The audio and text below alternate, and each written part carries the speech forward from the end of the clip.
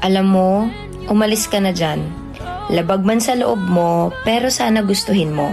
Kasi yun ang dapat. Tama na sa pagpapakamartir at tama na i-convince yung sarili mo sa idea na baka pwede pa. Na baka magbabago naman talaga siya. Because no matter what you do, a person will never change kapag hindi niya pa gustong magbago. Kaya alam nyo, hindi ako naniniwala dun sa idea na babaguhin ko siya. Hello? We are not rehabilitation centers for damaged individuals. Magbabago lang ang isang tao kapag ginusto niyang magbabago siya. At hindi lang dahil sinabi mong dapat siyang magbago.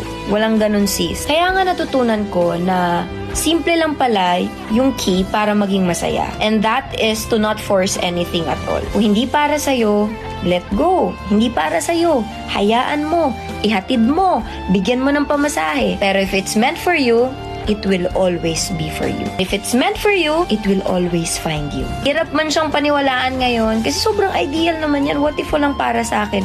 Girl, boy, maraming tao sa mundo. Hindi lang love life ang nagpapasaya sa atin. Marami pa. So chill ka lang kasi kung hindi pa dumadating, ibig sabihin, hindi mo pa oras.